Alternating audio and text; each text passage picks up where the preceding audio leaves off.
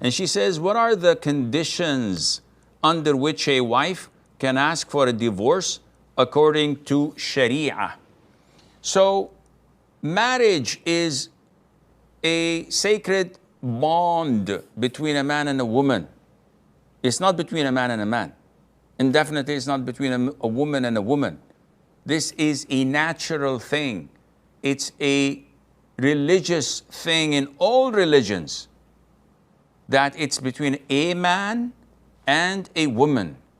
And this bond is tied with the name of Allah and according to the Sharia. And therefore, to dissolve it, that would be a heinous crime unless there's just a legitimate reason and justification for that. And this is why when Harut and Marut, the angels, were sent to test the people, and they told them, do not learn from us, because if you learn from us, we teach you black magic, and that would take you out of the fold of Islam. We are a test from Allah. Don't learn from us. The devils learn from them, as mentioned in verse 102, chapter 2, Surah Al-Baqarah. They learn from them what they separate between a man and his woman. And this shows you how bad black magic is, to the extent that Allah mentioned one of the negative consequences of it is that it separates between a man and his wife. Therefore, the Prophet said, alayhi salatu, any woman who asks for divorce without a legitimate reason would not enter paradise. And that is a serious threat.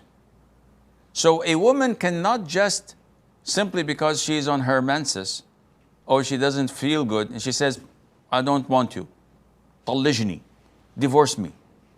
This is not valid. And this is a heinous major sin, unless there are justifications, legitimate reasons in Islam. What are they? In short, if there is harm on the woman, then she can ask for divorce. What kind of harm? Real harm. If the man is a psycho, he refuses her to leave the house. He refuses her to speak to anyone on the phone. She doesn't watch anything halal, not use the internet. And he is keeping her as a prisoner of war. This is totally haram. This is real harm, and she can ask for divorce. If he prevents her from seeing her parents and relatives, she can ask for divorce. If he is having rage fits and he has bad moral conduct, he's abusive, his words are really hurtful, he always criticizes her, makes fun of her looks and her cooking, and abuses her and curses her and swears at her, she can ask for divorce. If he is really ugly and she's unable to look at his face, as is in the hadith of Thabit ibn Qais, where his wife could not look at him, and she said, had I not feared Allah, I would have spitted in his face whenever I look at him, because of his ugliness. This is a legitimate reason.